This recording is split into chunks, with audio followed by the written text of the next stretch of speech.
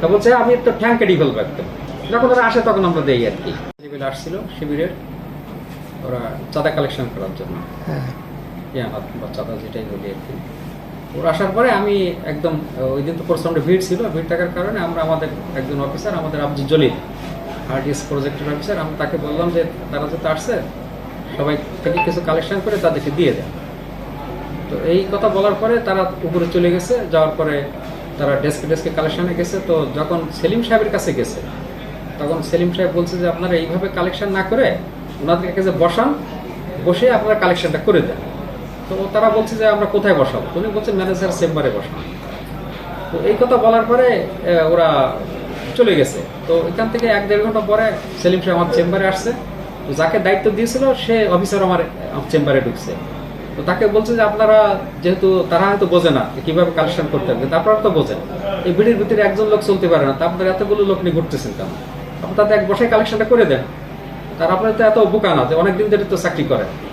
এই কথা বলার পরে এই কথাটা তাদের কাছে চলে গেছে। এটা হচ্ছে ঘটনার সূত্রপাত।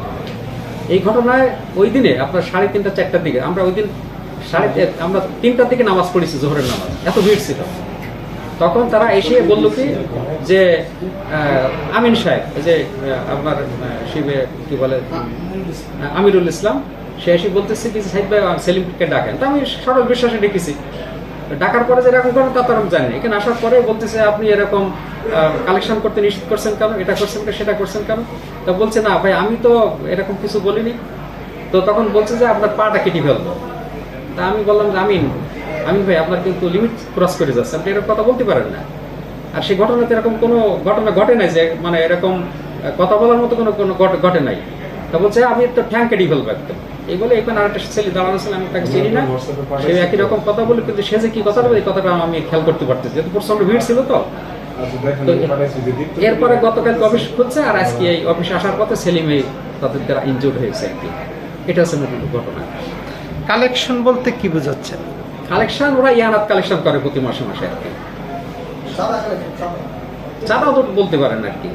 না আপনি কি বলেন, এটা কি চাঁদা নাকি আপনার রেগুলারই দিয়ে আসেন, প্রত্যেক মাসে মাসে দিয়ে যান? এটা না, প্রত্যেক মাসে মাসে কখনো আসে কখনো আসে না, যখন আসে তখন আমরা দেই। এটা কি হিসাবে এটা তো ঈদ উপলক্ষে নিতে পারে। তাহলে কি এটা কি চাঁদা নাকি এটা নিয়মিতই দিচ্ছেন? এটা আমরা নিয়মিত কখনো দেওয়া হয়, কিন্তু এরকম কন্টিনিউ না। আমরা কন্টিনিউ এরকম কিছু দেই না। যখন ওরা আসে তখন আমরা দেই আর কি। কতজন লোক আসছিল? ওরা 9 জন সম্ভবত। এই ব্যাপারে আইনগত কোনো পদক্ষেপ নিয়েছেন? আইনগত পদক্ষেপ আমরা জানিয়েছি থানাকে, এখন থানা আসে নাই, আসতেছে, তারা আসলে আইনগত পদক্ষেপ নেওয়া হবে আর কি।